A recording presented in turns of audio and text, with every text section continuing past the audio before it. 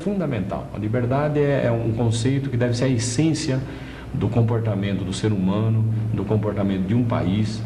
A defesa da liberdade e da expressão é fundamental, e é isso que a CUT, e por isso que ela é radical nessa questão. O nosso Brasil não tem liberdade.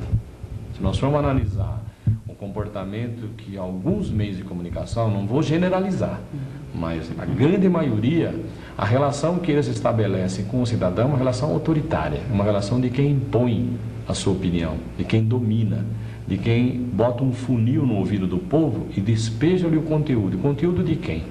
A opinião de quem manda, de quem é o dono do jornal, de quem é o dono da empresa, o dono da televisão, o dono do rádio. A nossa liberdade é outra, e nesse sentido que a CUT tem que ser radical. Ela tem que ser, a sociedade tem que controlar os meios de comunicações, não com censura. Teatro talvez seja, no caso da formação da criança, a mais bela expressão artística, porque no teatro você mexe com tudo, né? Você mexe com as artes plásticas, você mexe com a expressão corporal, você mexe com a fala, você mexe com a interpretação do texto. A vida é uma grande interpretação. Sim. Quem não souber assim, interpretar o que faz, desde o seu local de trabalho como na vida, é um cidadão que tem uma enorme dificuldade de relação. Então o teatro na educação ele tem essa importância. Com certeza. Critica-se muito o MST. Sim. Né? O MST talvez seja um movimento no Brasil que tem uma excelente estratégia de marketing, que precisa ter. Eu fico imaginando se não tivéssemos o MST na sociedade, o que seria a reforma agrária. Neste país aqui, você só consegue alguma coisa quando você assume a expressão da radicalidade. Não a expressão da radicalidade de quem pega nas pedras, nas armas, não é isso que eu estou dizendo, mas a ocupação de terra, num pedaço de terra, pode ser na cabeça de alguns a expressão da radicalidade, mas é uma radicalidade necessária, porque as nossas autoridades, os chamados grandes latifundiários, aqueles que controlam a opinião pública, não aceitam fazer aquilo que os países capitalistas já fizeram. É realmente uma vergonha, porque sabemos que o direito, o acesso da pessoa, dela exercer o seu direito em trabalhar o campo.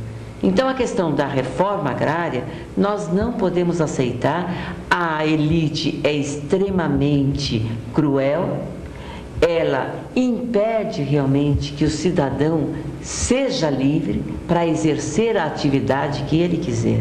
Então, nós não podemos mesmo mais entender isso que está acontecendo e nem aceitar. Para nós isso é uma ignomínia, é uma vergonha. O que você acha? Então, a classe dominante, os grandes latifundiários, são extremamente radicais na defesa dos seus interesses. Então, eles podem ser radicais. Para nós, a radicalidade é na paz, é na busca do direito, é na ocupação de terra, que nós achamos que o povo brasileiro merece um outro país também nessa questão. É inaceitável se verificar que países como o Japão, a França ou a Alemanha, que fizeram reforma agrária há muito tempo atrás, e que são países bem menores do que o Brasil. Por que aqui não se faz reforma agrária? Porque aqui nós temos até grandes latifundiários que têm pedaço de terra do tamanho do estado de Sergipe. Aí o outro não tem 10, 15, 20 alqueires para poder sobreviver. Para você ter uma ideia, Lígia, eu participei recentemente de um congresso dos agricultores familiares de Santa Catarina. Eram 400 trabalhadores rurais num plenário. Aí eles foram dar um informe, eu não conhecia muito o assunto, sobre como que eles viviam. Aí eles diziam o seguinte, que eles produziam o mês todo, um produzia milho, arroz e feijão no seu pedacinho de terra, o outro cultivava mandioca ou um outro produto agrícola, café, algodão, o outro engordava porco, leite e tal. Aí eles diziam o seguinte, que no final do mês, de tudo que eles produziam, vendiam, sobrava um salário mínimo para eles, porque eles tinham que pagar os empréstimos bancários, etc. Quer dizer, você quer coisa mais radical do que existe o empréstimo bancário nesse país, como que ele oprime os juros altos do pequeno agricultor? Quer dizer, é essa radicalidade que a CUT tem que ter, de ser contra esse tipo. Como é que pode um Brasil como o nosso, cujo Banco Nacional de Desenvolvimento Social tem 900 milhões para emprestar para a Ford, mas não tem os mesmos 900 milhões para dar para o pequeno agricultor, para o pequeno industrial, para o médio industrial, que esses sim que são responsáveis por 70% dos postos de trabalho existentes no Brasil. Então a nossa central tem que ser contra tudo isso, e nessa questão ela tem que ser radical.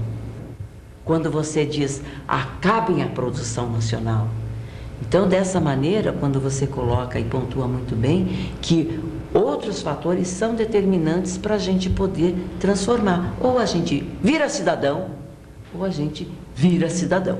Mas esta questão da radicalidade, e aí eu achei bonita essa imagem que é própria do jovem. Eu sou radical, eu sou radical. Então foi muito satisfatória a gente perceber que dentro do nosso discurso artístico, a gente poder também estar expressando e chamar a sociedade para esta radicalidade. Porque sem a sociedade junta, nós vamos ter sérias dificuldades. Porque, como nós já falamos, a elite é atrasada, retrógrada e não vai abrir as portas para que a gente possa, vamos dizer, exercer o direito de vida. Porque é o sindicato que faz a luta coletiva. É o sindicato que defende os interesses do cidadão como indivíduo, defende a individualidade dele, não a individualidade neoliberal, que procura exacerbar o individualismo no cidadão, dele achar que ele é responsável pela vida dele, pela luta dele, pelos interesses dele, e ele sozinho vai resolver o problema dele. Não é dessa individualidade que nós estamos falando. Não. Para nós é defender os interesses do cidadão como um indivíduo pleno na sociedade, um indivíduo que tem o direito de ser um cidadão pleno. Daí a importância do sindicato. O sindicato que tem a função de defender os interesses do cidadão pleno. Porque ele sozinho, ele jamais será um cidadão pleno. O nosso programa está chegando ao final.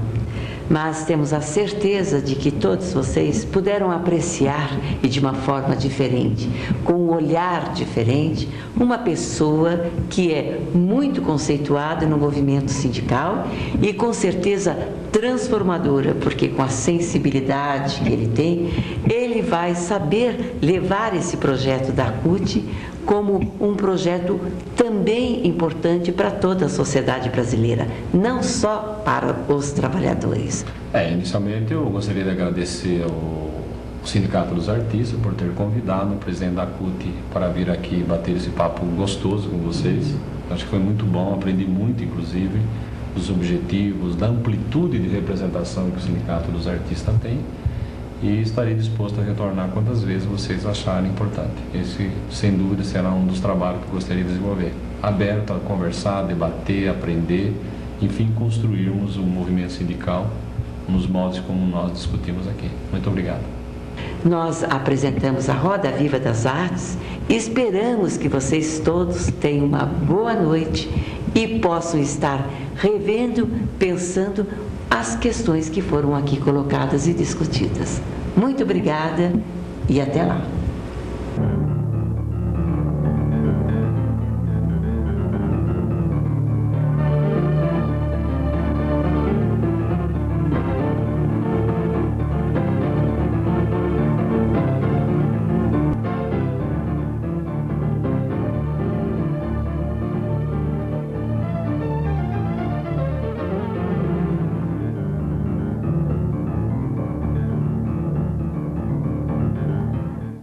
Sindicato dos Artistas e Técnicos em Espetáculos de Diversões do Estado de São Paulo e o CONAD, mais uma vez levam a vocês uma oportunidade de estar assistindo e convivendo com o nosso dia a dia. A nossa preocupação é que a gente traga pessoas com ideias, com projetos, com sonhos, um bate-papo franco, sincero e que possamos contribuir desta forma para o engrandecimento da nossa cidade e do nosso serviço. Então, inicialmente, hoje, nós temos a presença de uma candidata à Prefeitura da cidade de São Paulo. É ela, Marta Suplicy.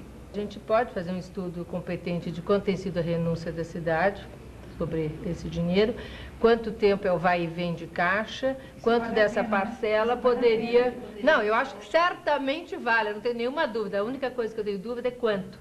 Se pega o 100% e acaba com isso, ou se pega 60%, 50%, 40%. Uma coisa que eu pergunto se vale a pena, Marta, no sentido de que a Prefeitura abre mão, digamos, na Lei Mendonça, né? A Prefeitura abre mão daquele dinheiro que seria pago de imposto, né? E o que está sendo produzido com esse dinheiro de renúncia fiscal, eu acho que essa que é a pergunta. Mas é isso que é. Será que está valendo a pena? Mas você acha que eu não entendi? É isso aí mesmo, Consuelo. Eu entendi perfeitamente, achei a ideia dele ótima e acho que a gente tem que repensar essa lei. Porque foi totalmente desvirtuada. Totalmente. Acabou fazendo do pessoal de teatro produzir mão de obra ou peças específicas para serem patrocinadas, desviou toda a cultura e deu no que deu. É claríssimo o que deu. Não, que você entendeu, eu tenho perfeita consciência. O que eu quero dizer é o seguinte, não abolir totalmente... Não, mas você tem que fazer um estudo, porque você tem que ver quanto quanto que vale a pena, quanto não vale, quanto dessa porcentagem a gente deveria falar, bom, se é para abdicar, abdiquemos já. Exatamente. Antes escolhemos o que a prefeitura escolhe, a produção que nasce livre.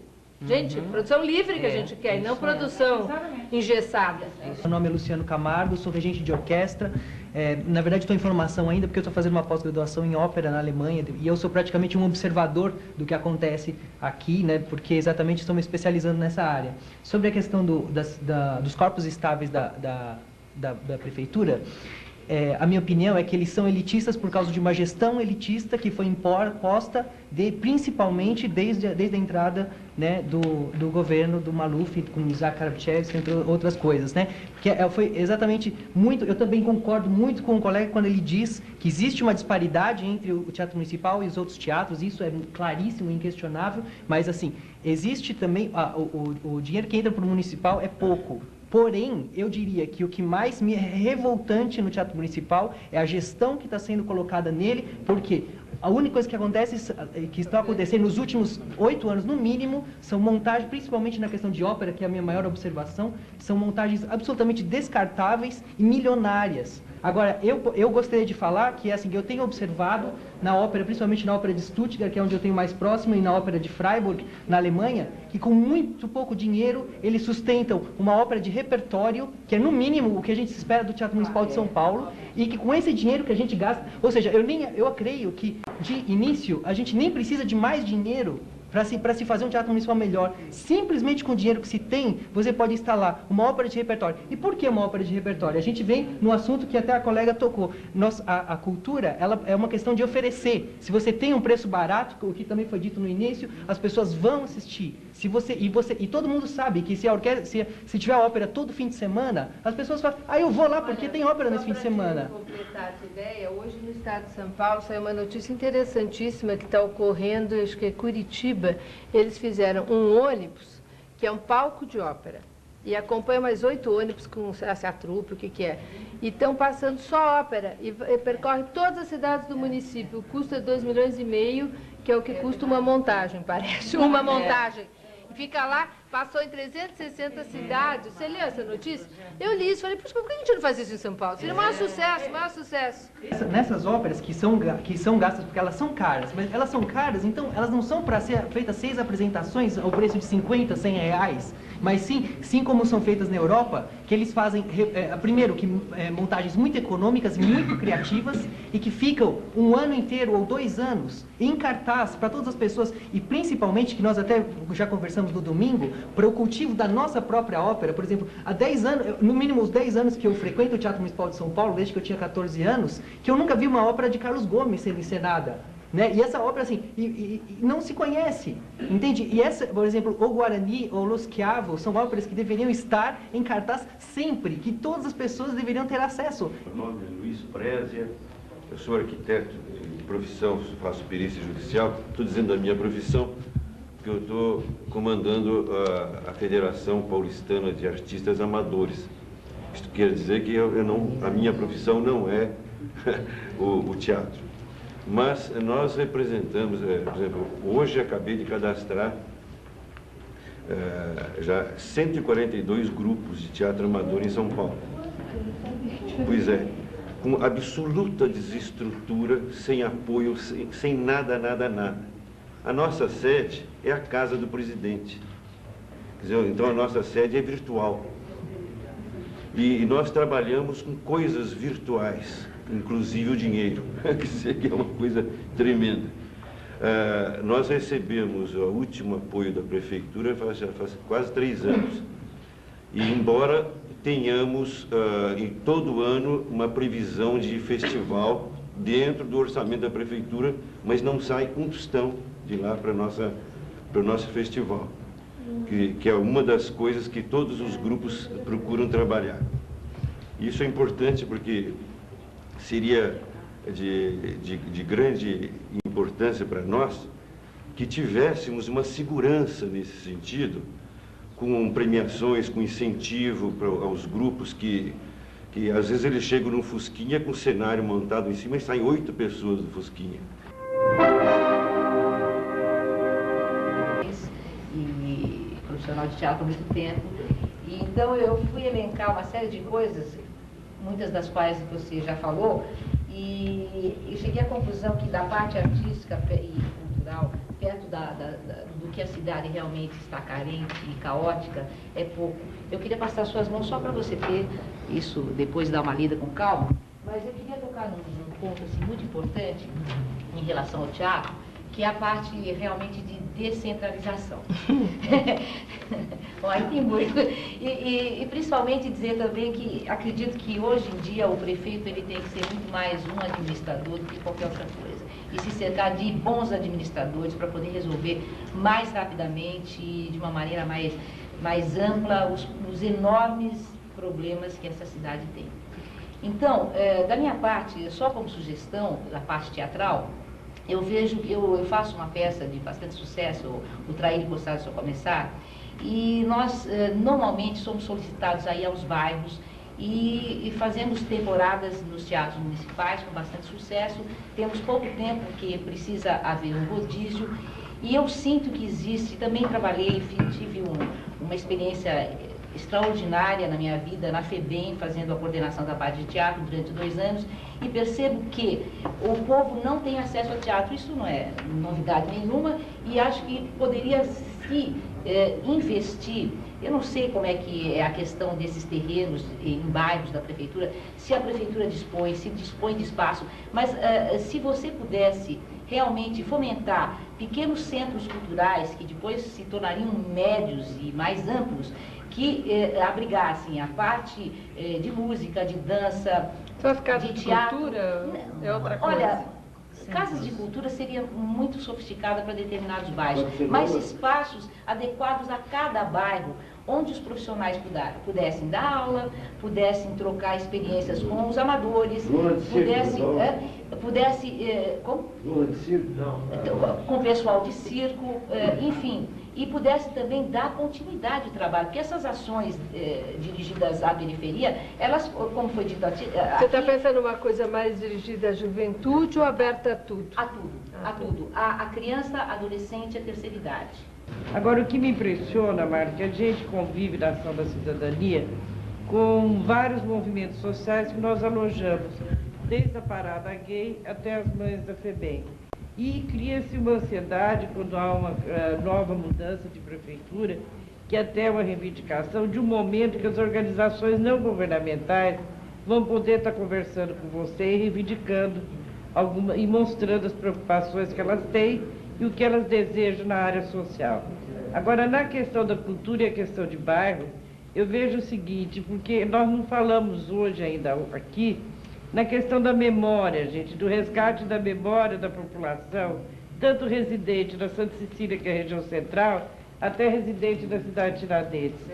Queria discutir um pouco sobre a questão de vários centros culturais que já existem em toda São Paulo, mas só que não tem a expressão, né, e são autônomos. Então a gente poderia dar um incentivo para esses centros, para que continuasse o trabalho e tivesse mais intenção e organização de desenvolver esse trabalho, né?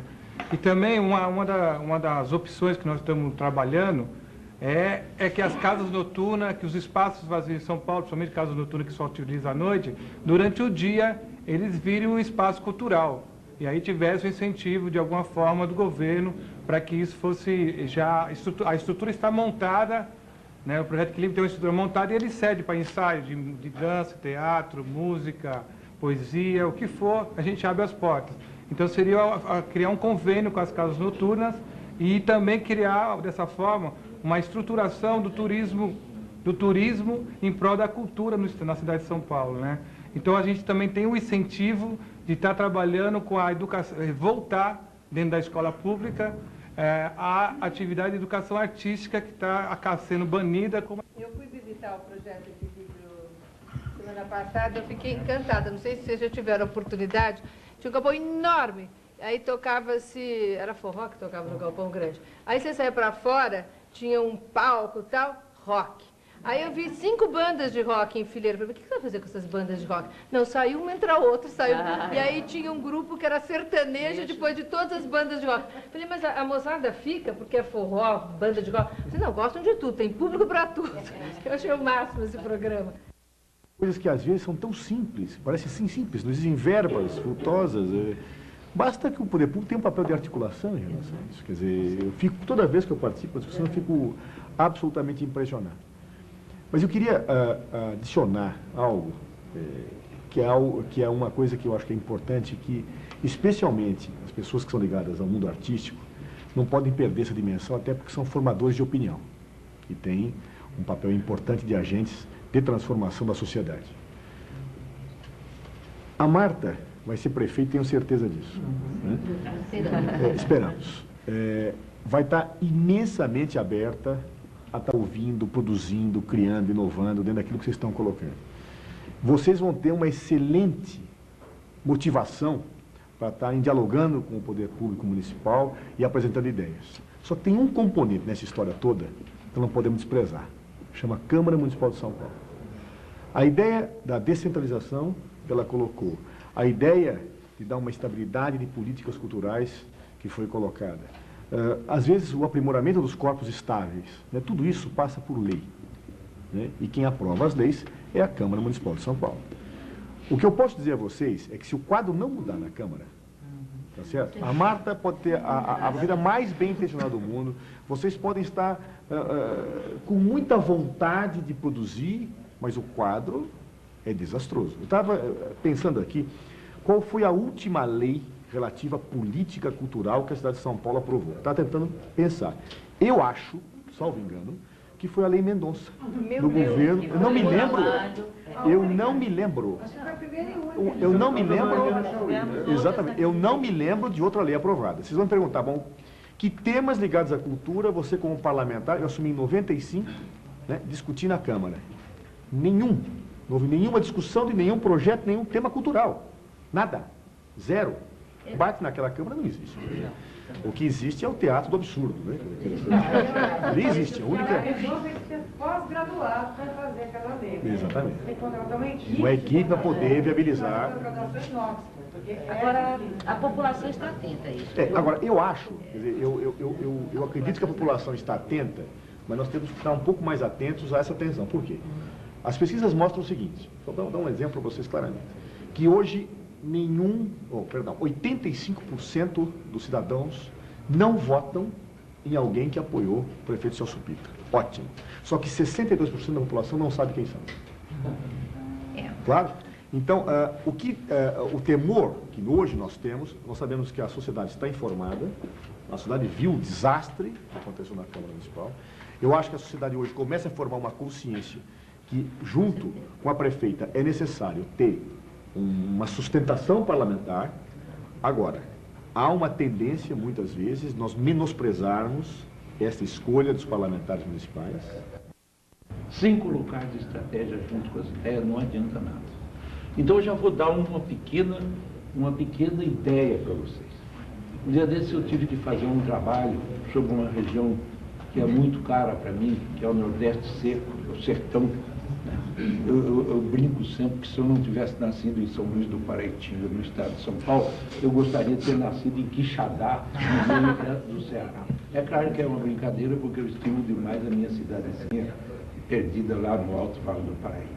Mas atenção, é preciso que vocês coloquem fragmentos das suas propostas e enviem para a dona Marta através de um caminho qualquer, que pode ser o Instituto de Políticas Públicas Florestan Fernandes, que eu gostaria que ele fosse mais que fosse indicado no nome da dona Marta, porque senão dispersa muito.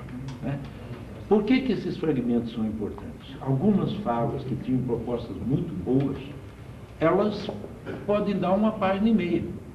E essa página e meia tem que ficar lá para ser pensada, revista, porque a gente esquece, não tem secretária hoje na nossa reunião, certo? Para anotar tudo o que vocês disseram, todas as ideias muito boas. às vezes simples, às vezes mais complexas. Eu, da minha parte, vou dizer uma coisa para vocês. Nós não precisamos 10 projetos só. Nós precisamos 50 projetos bons dentro da área de cultura. De vez em quando eu fico pensando, nós temos uma biblioteca, a Biblioteca Vale de Andrade, que funcionou num período em que havia uma elite cultural bastante expressiva e bastante vinculada aos ideais dos valores culturais, não é? E a gente tem que saber o que é valor cultural. Eu aqui estou vendo o tratamento do teatro, mas nós temos outras coisas, não é? Então, os valores culturais são animológicos, da alma, do pensamento, são ergológicos, tecnológicos, são sociológicos, e são lúdicos, e são musicais. E começamos a chegar no teatro, que é a invenção básica do homem, não é? Eu sou um pouco poeta num certo setor. Quando alguém me diz um fragmento que marca a minha vida, eu tenho me vinculo àquilo, não é? Eu assisti um dia a uma conferência do professor Roger Bastide, aliás, o primeiro dia de aula dele, e ele, baixinho, falando um pouco enrustido, e disse: eu, quando preparei o curso para dar a vocês de Sociologia Educacional, eu percorri os livros da minha estantezinha de São Paulo, meu porque os meus livros principais estão lá em Paris, e puxei um livro chamado La Sociologie des Animaux, a Sociologia dos Animais. E, de repente, eu já tinha um curso para dar a vocês, porque dentro do ideário do Marcel Mauss estava bem definido que a grande capacidade do homem é a de restaurar a trajetória da sua espécie em todos os tempos, em todos os espaços. E a trajetória é cultural. É uma trajetória feita de todos esses valores e de outros valores, que são os valores positivos da mente humana, não é? Então, o teatro pode definir linhas de pensamento fantásticas. Existe um teatro engajado, existe um teatro que nas horas críticas ele é político no melhor dos sentidos, mas com muita arte, como já aconteceu no Brasil, né? A nossa querida Lélia Abramo, por uma questão de saúde, não pôde estar aqui, deixa um abraço. A Cláudia Porto, do Ministério da Cultura. E, para encerrar, depois eu passo para que você possa fechar. Raízes. Unem-se intimamente abraçadas, transmutando-se em plantas sociais. Não podendo revidar isoladas, congregam-se, disciplinam-se, arregimentam-se, são assim os canudos de caule oco e de pito. É uma referência aos sertões. Aí o recado. Não vou poder estar aí, sair de uma cirurgia, vivo. Feliz por este bate-papo, dar mais uma vida e palavras a este recém-renascido, o corpo coletivo do teatro na cena pública e cósmica do Brasil e do mundo complicado. Zé Celso, beijos, Lígia, Marta, todos os presentes, merda.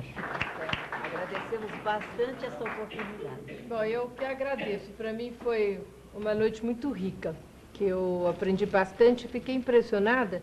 Como, acho que foram 2 horas de conversa, que pipocaram de ideias, de coisas. Quer dizer, se a gente não fizer, a gente é porque não quer fazer.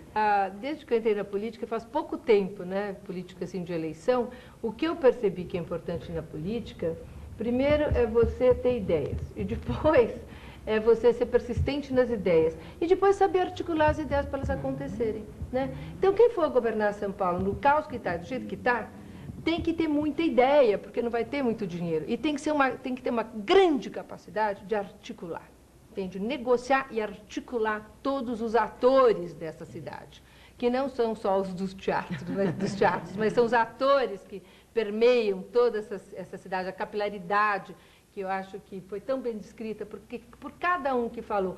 E ter a clareza que, se a gente for transformar de fato essa cidade, e eu acho que dá para transformar, porque você não transforma só mudando só as estruturas, muito menos túneis, ou conseguindo transformar tudo que precisa ser transformado, mas conseguir resgatar a ideia da dignidade da cidade, da autoestima da cidade, a cultura é fundamental. porque sem ela nós não conseguimos isso. Eu tenho maior clareza também. E que é um instrumento principal para o crescimento individual das pessoas. Se cada um, aqui são todos ligados à arte de alguma forma, então podem dizer, não, mas é que eu sou ligado à arte. Mas não é verdade, todas as pessoas têm uma ideia do que foi que a levou quando ela deu um salto, né?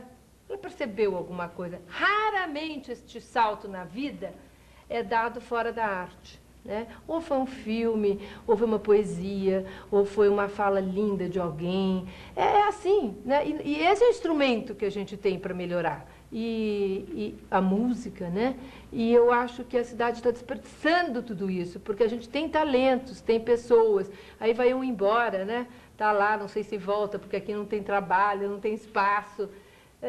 A gente precisa recuperar tudo isso e dar todos essas possibilidades para a nossa cidade. Quando eu ouço falar da questão da violência, é absolutamente ligada à falta disso tudo, né? Então, se há um investimento nessa cidade, que a gente tem consciência, e se não há um comprometimento, é porque eu tenho muito receio de comprometer orçamentos sem ter ideia do que é factível, para depois não ficar lá tentando cumprir as coisas, né? Mas, então, a gente não pode falar uma coisa, um número, mas o que a gente pode dizer é do empenho que a gente tem, porque a gente compreende a importância, entende? Compreende a importância que tem para nós todos a cultura. Então, estamos juntos. E obrigada por terem aceito.